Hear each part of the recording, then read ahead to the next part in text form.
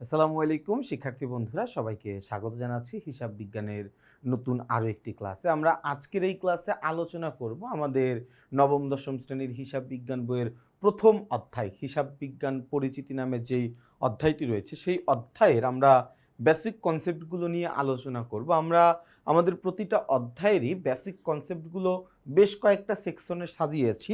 সেই সেকশনগুলোর মধ্যে একটা সেকশনের নাম আমরা রেখেছি যে অধ্যায়ের ধারণাগত মূল শব্দাবলী, অর্থাৎ আমাদের এই অধ্যায়ে এমন কিছু শব্দ আমরা পাবো যেই শব্দগুলোর সাথে আমরা পূর্ব পরিচিত না। মানে যেমন কি হয়, আমরা একটা কবিতা পড়ার আগে ওই কবিতার শব্দার্থগুলো যদি একবার পড়ে নেই তাহলে কবিতার ভাষাটা বুঝতে আমাদের কাছে সহজ হয়। ঠিক একই রকমভাবে যেহেতু হিসাব বিজ্ঞান এই বিষয়টা আমাদের কাছে একদমই নতুন, আমরা অষ্টম শ্রেণী পর্যন্ত কখনোই হিসাব বিজ্ঞান পড়ি নাই, নবম শ্রেণীতে এসে প্রথম হিসাব বিজ্ঞান পেয়েছি। তো এই হিসাব বিজ্ঞানের এমন কিছু শব্দ, এমন কিছু ভাষা রয়েছে যে জিনিসগুলো আমাদের খুব একটা বোধগম্য না। এই জন্য আমরা এই ধারণাগত মূল শব্দবলীগুলো নিয়ে একটু আলোচনা করে রাখি, যাতে করে সামনের দিনের আলোচনাগুলো আমাদের জন্য বুঝতে সুবিধা হয়। যেমন দেখো, সবার প্রথমে আমরা বলেছি হিসাব বিজ্ঞান, বা যেটাকে আমরা ইংরেজিতে বলছি হচ্ছে অ্যাকাউন্টিং।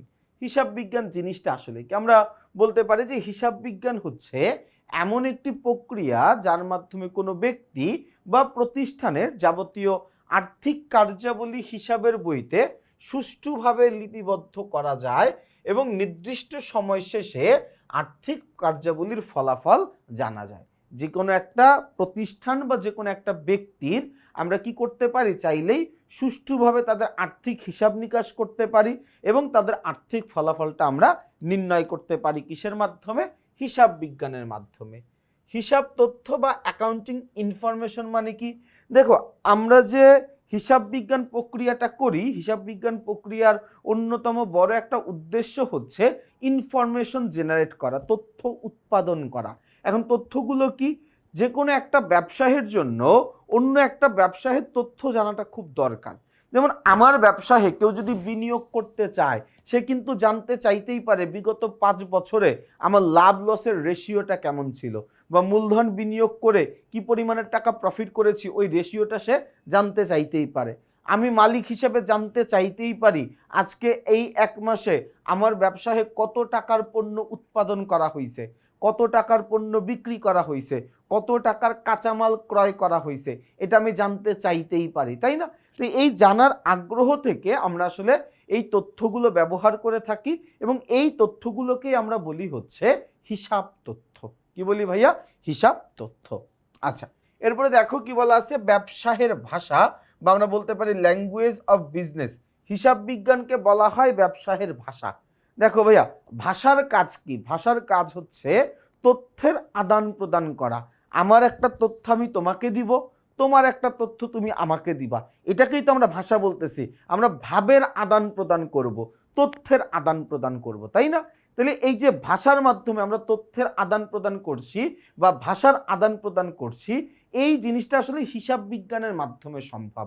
দেখো, হিসাব বিজ্ঞান ব্যবহার করে প্রস্তুতকৃত যেই বিবরণীগুলো, যেই দলিলগুলো, যেই প্রতিবেদনগুলো রয়েছে, এগুলো আমরা কি করি, দিন শেষে বা বছর শেষে আমি বিভিন্ন ব্যক্তি বা প্রতিষ্ঠানকেই সরবরাহ করি, যারা এটা দেখে বোঝার চেষ্টা করে যে আমার ব্যবসায়ের কি অবস্থা আছে, তাই না? তো এটার মাধ্যমে যেহেতু আমরা আমাদের একটা একটা সম্পর্ক গড়ে তুলতেছি বা আমার সম্পর্কে তাকে একটা ধারণা দিচ্ছি, এই জন্য হিসাব বিজ্ঞানকে আমরা ব্যবসায়ের ভাষা বলে থাকি, তাই না? আচ্ছা, এরপরে দেখো ভাইয়া, আর্থিক ফলাফল। আর্থিক ফলাফল একটা নির্দিষ্ট সময় শেষে ব্যবসায়ের আর্থিক অবস্থা বা লাভ ক্ষতি জানাকে আমরা কি বলি? আর্থিক ফলাফল বলি। যে কোনো একটা নির্দিষ্ট সময় শেষে, সেটা হতে পারে 1 বছর, সেটা হতে পারে 1 মাস, হতে পারে 1 সপ্তাহ, হতে পারে 6 মাস, এই একটা নির্দিষ্ট সময় পরে আমার প্রতিষ্ঠানটাকে এখন লাভ অবস্থায় আছে নাকি লস অবস্থায় আছে, এই জিনিসটা জানার যে আগ্রহটা, সেটাকে আমরা কি বলি? সেটাকে আমরা বলি হচ্ছে আর্থিক ফলাফল। কি বলি ভাইয়া?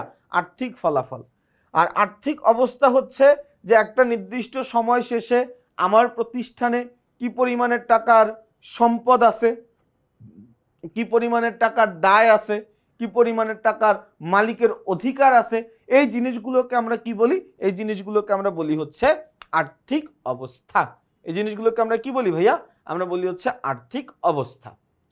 এরপর আমরা চলে যাই সেবামূলক মুনাফাভোগী অমুনাফাভোগী প্রতিষ্ঠান। দেখো, সেবামূলক কিন্তু অমুনাফাভোগী প্রতিষ্ঠান মানে যার উদ্দেশ্য আসলে মুনাফা অর্জন করা না, কিন্তু সে আমার কাছ থেকে টাকা নেয়। মানে আমরা নর্মালি কি মনে করি যে হ্যাঁ, অমুনাফাভোগী প্রতিষ্ঠান তার মানে সে আমার কাছ থেকে কখনোই কোনো কারণে টাকা নেবে না, এই ব্যাপারটা ভুল। অমুনাফাভোগী প্রতিষ্ঠান সে টাকা নিবে আমার কাছ থেকে, কিন্তু এই টাকা নেওয়ার পেছনে তার মুনাফা অর্জনের কোনো ইচ্ছা বা আকাঙ্ক্ষা নাই। সে আমার কাছ থেকে টাকা নেয় শুধুমাত্র তার প্রতিষ্ঠানের উন্নয়নের জন্য, তার প্রতিষ্ঠানে যে সদস্য আছে তাদের উন্নয়নের জন্য, অথবা জনকল্যাণের জন্য। যেমন দেখো, আমরা মসজিদের কথা বলতে পারি, মসজিদ একটা অমুনাফাভোগী প্রতিষ্ঠান। এরপরে কি মসজিদ আমাদের কাছ থেকে টাকা নেয় না, দানের জন্য টাকা নেয়, মানে বিভিন্ন কারণে আমাদের কাছ থেকে টাকা নেয়। এই টাকাটা কিন্তু মসজিদ মুনাফা অর্জন করার জন্য নেয় না। মসজিদ কেন নেয়? মসজিদের বিদ্যুৎ বিল দেওয়ার জন্য। এই টাকাগুলো মসজিদ কেন নেয়? মসজিদের উন্নয়ন কাজে ব্যয় করার জন্য, তাই না? এই টাকাগুলো মানুষ মানে মসজিদ কমিটি কেন নেয়? এই যে রমজান মাসে মসজিদের যেই মুসল্লিরা যায় তাদেরকে ইফতার করায় এই টাকা দিয়ে, মানে পুরো টাকাটা আসলে খরচ করা হয় কল্যাণের জন্য, প্রতিষ্ঠানের মুনাফার জন্য আসলে তারা টাকা নেয় না।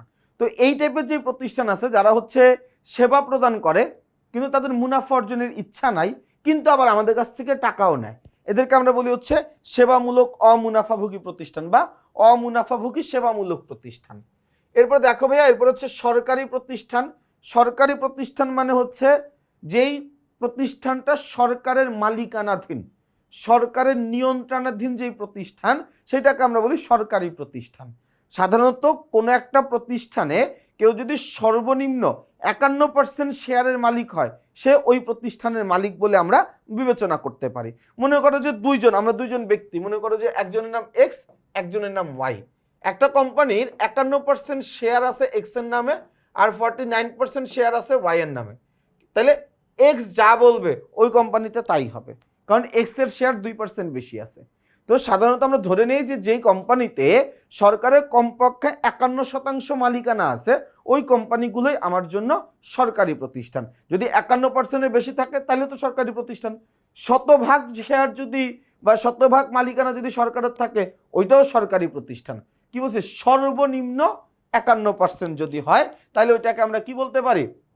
ওইটাকে আমরা বলতে পারি হচ্ছে সরকারি প্রতিষ্ঠান। আচ্ছা, এরপর আমরা আসি ব্যবসা প্রতিষ্ঠান। ব্যবসা প্রতিষ্ঠান কি? মুনাফা অর্জনের উদ্দেশ্যে অর্থনৈতিক বৈধ কার্য পরিচালিত করে যেই প্রতিষ্ঠানগুলো, তাদেরকে আমরা ব্যবসা প্রতিষ্ঠান বলি। ব্যবসায়ের প্রধান উদ্দেশ্য হচ্ছে মুনাফা অর্জন করা, এবং এই মুনাফাটা তারা অর্জন করবে বৈধ কাজের মাধ্যমে, বৈধ কার্যাবলীর মাধ্যমে তারা এই মুনাফাটা অর্জন করবে। বোঝা গেছে আমার কথাটা ভাইয়া? আচ্ছা, এরপরে আমরা আসি, এরপর দেখো তথ্য ব্যবস্থা বা আমরা বলতে পারি ইনফরমেশন সিস্টেম। হিসাব বিজ্ঞানকে আমরা একটা তথ্য ব্যবস্থা বলি, তার কারণ হচ্ছে হিসাব বিজ্ঞান আমার প্রতিষ্ঠানের অভ্যন্তরে, আমার প্রতিষ্ঠানের বাহিরে বিভিন্ন পক্ষের চাহিদা অনুযায়ী বা চাহিদাকে বিবেচনা করে তারা কি করে? লেনদেন সমূহ আমাদের হিসাবের বইতে লিপিবদ্ধ করে এবং পরবর্তীতে আর্থিক তথ্য আকারে তাদের নিকট সরবরাহ করে, তাই না? আচ্ছা, এরপর আমরা আসি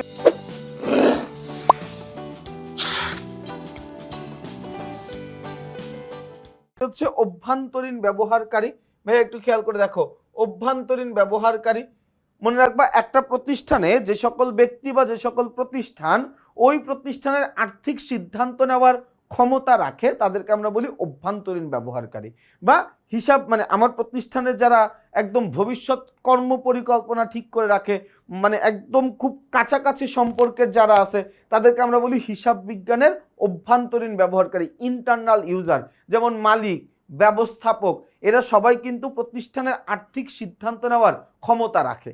এই যে তারা যে প্রতিষ্ঠানের আর্থিক সিদ্ধান্ত নেওয়ার ক্ষমতা রাখতেছে, এই কারণে তাদেরকে আমরা বলবো হিসাব তথ্যের অভ্যন্তরীণ ব্যবহারকারী। বোঝা গেছে ভাইয়া কথাটা? আচ্ছা, এরপরে আমরা চলে যাব মালিকানা সত্ত্ব। দেখো, মালিকানা সত্ত্ব বা ওনার্স ইকুইটি মানে হচ্ছে আমার প্রতিষ্ঠানের মোট সম্পদের উপর, ভাইয়া আমার প্রতিষ্ঠানে মোট সম্পদের উপর মালিকের যতটুকু অধিকার তাকে আমরা বলবো মালিকানা সত্ত্ব। আমার প্রতিষ্ঠানের মোট সম্পদের উপর মালিকের যতটুকু অধিকার তাকে আমরা বলবো মালিকানা সত্ত্ব। তাকে আমরা কি বলবো ভাইয়া? তাকে আমরা বলবো হচ্ছে মালিকানা সত্ত্ব। আচ্ছা, ব্যবস্থাপক যাকে আমরা ইংরেজিতে বলছি ম্যানেজার, দেখো, ব্যবস্থাপক বা ম্যানেজারের কাজ হচ্ছে আমার পুরো প্রতিষ্ঠানটাকে পরিচালনা করা, প্রতিষ্ঠানের লক্ষ্য অর্জনের উদ্দেশ্যে, প্রতিষ্ঠানের উদ্দেশ্য পূরণের লক্ষ্যে যা কিছু করা দরকার, যাকে দিয়ে করানো দরকার, যেভাবে যে উপায়ে করা দরকার, এই কাজগুলো সম্পাদন যিনি করবেন তাকে আমরা বলবো হচ্ছে ব্যবস্থাপক বা ম্যানেজার। এই কাজগুলো যিনি বা যারা সম্পাদন করবে তাকে আমরা কি বলবো? ব্যবস্থাপক বা ম্যানেজার। কথা কি বোঝা গেছে ভাইয়া? আচ্ছা, এরপরে আমরা চলে যাব হচ্ছে হিসাব রক্ষক। হিসাব রক্ষককে আমরা ইংরেজিতে বলি হচ্ছে অ্যাকাউন্টেন্ট। দেখো, যিনি একজন পেশাদার ব্যক্তি, আমার প্রতিষ্ঠানের সকল টাকা পয়সার হিসাবগুলো তিনি রাখেন, টাকা পয়সার সকল হিসাবগুলো তিনি লিপিবদ্ধ করে রাখেন, এইরূপ ব্যক্তিকে আমরা কি বলি? এইরকম ব্যক্তিকে আমরা বলি হচ্ছে হিসাব রক্ষক। তার কারণ তিনি আমার প্রতিষ্ঠানের যাবতীয় সকল অর্থের হিসাব রাখেন, সব যাবতীয় সকল লেনদেনের লিপিবদ্ধ করে রাখেন, লেনদেনগুলো বিশ্লেষণ করে রাখেন তিনি, তাই না? আচ্ছা, এরপর আমরা যাব, এরপর একদম হ্যাঁ, এরপর দেখো হিসাব রক্ষণ। আমরা অনেকেই মনে করি যে এই হিসাব লিপিবদ্ধ করাটাই মনে হয় হিসাব বিজ্ঞান। না, হিসাব লিপিবদ্ধ করা এটা হিসাব বিজ্ঞানের একটা অংশ। হিসাব লিপিবদ্ধ করা, হিসাব লিপিবদ্ধ করা এটা হিসাব বিজ্ঞানের একটা অংশ মাত্র। হিসাব রক্ষণ মানে হচ্ছে লেনদেনগুলোকে লিপিবদ্ধ করা। হিসাব রক্ষণ মানে কি? লেনদেনগুলোকে লিপিবদ্ধ করা। বোঝা গেছে ভাই আমার কথা? আচ্ছা, বাহ্যিক ব্যবহারকারী কারা কারা দেখো তো ভাইয়া। যারা আমার প্রতিষ্ঠানের আর্থিক সিদ্ধান্ত নেওয়ার ক্ষমতা রাখে না তাদেরকে আমরা বলি বাহ্যিক ব্যবহারকারী। যেমন সরকার, পাওনাদার, ঋণ প্রদানকারী, কর্মকর্তা কর্মচারী, ভোক্তা, বিনিয়োগকারী, হিসাব নিরীক্ষক এবং আরো অন্যান্য ব্যক্তি যারা আছে তারা সবাই আমার জন্য বাহ্যিক ব্যবহারকারী, কারণ তারা আমার প্রতিষ্ঠানে আর্থিক সিদ্ধান্ত নেওয়ার ক্ষমতা রাখেন না। তাহলে অভ্যন্তরীণ ব্যবহারকারী কারা? যারা আমার প্রতিষ্ঠানের আর্থিক সিদ্ধান্ত নেওয়ার ক্ষমতা রাখেন, যেমন মালিক, ব্যবস্থাপক, এরা আমার প্রতিষ্ঠানের আর্থিক সিদ্ধান্ত নেওয়ার ক্ষমতা রাখেন, এই জন্য এদেরকে আমরা বলি হচ্ছে অভ্যন্তরীণ ব্যবহারকারী। এরপর আমরা আসি হচ্ছে ভাইয়া ঋণ প্রদানকারী। ঋণ প্রদানকারী মানে হচ্ছে ওই সকল ব্যক্তি বা প্রতিষ্ঠান যারা আমাদেরকে টাকা পয়সা ধার দেয়।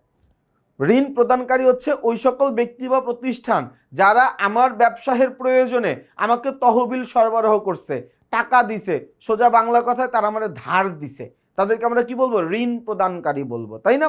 আচ্ছা, ভোক্তা মানে হচ্ছে যিনি পণ্যের উপযোগিতা ভোগ করেন। একটা পণ্যের চূড়ান্ত ভোগকারীকে ভোক্তা বলে। যেমন মনে করো যে আমি এই মার্কারটা দিয়ে লিখছি, তার মানে এই মার্কারের ভোক্তা হচ্ছে আমি। তোমার বাবার তোমার জন্য একটা চিপস কিনে নিয়ে আসছে, ওই চিপসটা তুমি খাইছো, তোমার বাবা ওই চিপসের একজন ক্রেতা, যেহেতু ওই চিপসটা তুমি খাইছো, তুমি ভোগ করছো, তার মানে ওই চিপসের ক্রেতা হচ্ছ তুমি। বোঝা গেছে আমার কথা? যিনি পণ্যটা ভোগ করেন তাকে ভোক্তা বলে, যিনি পণ্যের উপযোগিতা হ্রাস করেন তাকে আসলে ভোক্তা বলে, তাই না? আচ্ছা, এরপরে আমরা আসি, এরপর দেখো সামাজিক দায়বদ্ধতা, সোশ্যাল রেসপন্সিবিলিটি। সমাজের প্রতি ব্যবসায়ের বিভিন্ন দায়িত্ব থাকে। যেহেতু ব্যবসা প্রতিষ্ঠান একটা সামাজিক প্রতিষ্ঠান এবং ব্যবসা প্রতিষ্ঠান সমাজের মাধ্যম থেকেই বা সমাজের মধ্য থেকেই অথবা সমাজের কিছুটা ক্ষতি সাধন করার মাধ্যমে তারা মুনাফা অর্জন করে, এই কারণে সমাজের প্রতি তাদের একটা দাবি আছে, সমাজের প্রতি তাদের একটা দায়বদ্ধতা আছে। ওই দায়বদ্ধতাটুকুকে আমরা বলি হচ্ছে সোশ্যাল রেসপন্সিবিলিটি। কি বলি ভাইয়া? Social responsibility. ওকে, এরপর হচ্ছে ভাইয়া মূল্যবোধ।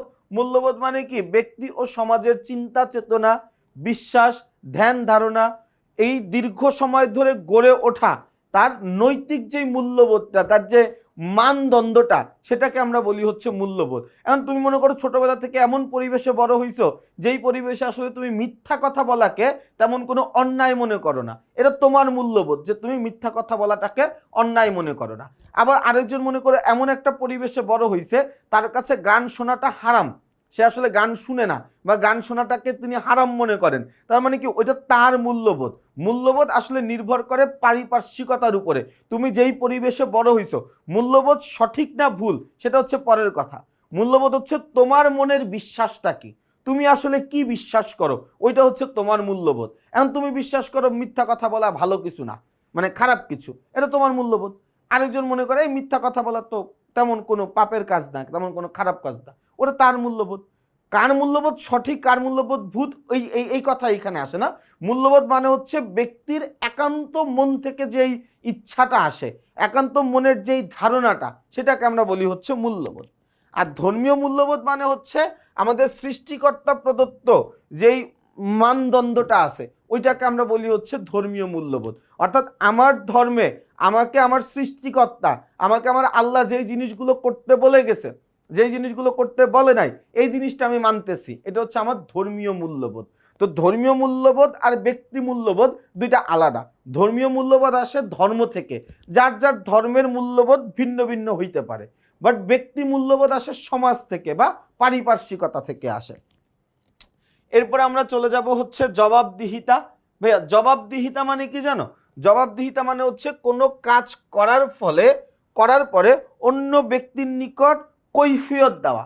আমি কোনো একটা কাজ করলাম, আমি যদি এটা চিন্তা করি যা আমি এই কাজ করে যা মন চায় তাই হোক, কাউরে আমার কোনো কি করতে হবে না, কৈফিয়ত দিতে হবে না। এই যে কৈফিয়ত দেওয়া, এইটাকে আমরা বলি হচ্ছে জবাবদিহি করা। কি বলি ভাইয়া? জবাবদিহি করা, তাই না? আচ্ছা, অব্যবসায়ী প্রতিষ্ঠান, এটাও ঠিক অমুনাফাভোগী প্রতিষ্ঠানের মতো। পাওনাদারের আরেকটা নাম হচ্ছে প্রদেয় হিসাব। হ্যাঁ, পাওনাদার বলবো না, এখন থেকে এটাকে আমরা প্রদেয় হিসাব বলবো। প্রদেয় হিসাব হচ্ছে আমি যদি ধারে বা বাকিতে কারো কাছ থেকে পণ্যদ্রব্য ক্রয় করি, সেক্ষেত্রে আমার কি হয়? প্রদেয় হিসাবের সৃষ্টি হয়। এই প্রদেয় হিসাবের সৃষ্টি হয়, তাই না? আচ্ছা, বিনিময় প্রথা, এটা আমরা ব্যবসা উদ্যোগে সবাই পড়ছি। পণ্যের বিনিময় পণ্য আদান প্রদান করাকে আমরা বিনিময় প্রথা বলি।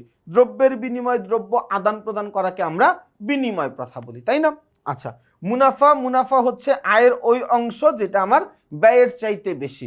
মনে করো কোনো একটা কাজের জন্য আমার ব্যয় হয়েছে 80 টাকা, কিন্তু ওই কাজ করে আমি পাইছি 100 টাকা, তার মানে এখানে 20 টাকা মুনাফা। কেমনে? ব্যয়ের চাইতে আয় বেশি হয়েছে, এই জন্য মুনাফা। তো ব্যয়ের চাইতে আয়ের যেই অংশটুকু বেশি, ওই বেশি অংশটুকুকে আমরা মুনাফা বলি। ওই বেশি অংশটুকুকে আমরা কি বলি? মুনাফা বলি, তাই না? তাহলে খেয়াল করে দেখো ভাইয়া, আমরা প্রথম অধ্যায়ের হিসাব বিজ্ঞান পরিচিতি নামে যে অধ্যায়টি রয়েছে, সেই অধ্যায়ের আমরা মূল শব্দাবলীগুলো আলোচনা করেছি। ইনশাল্লাহ আমরা আগামী ক্লাসে হিসাব বিজ্ঞানের ধারণা নিয়ে আলোচনা করব। সেই পর্যন্ত সবাই ভালো থাকবা, সুস্থ থাকবা, আমার জন্য বেশি করে দোয়া করবা। আসসালামু আলাইকুম।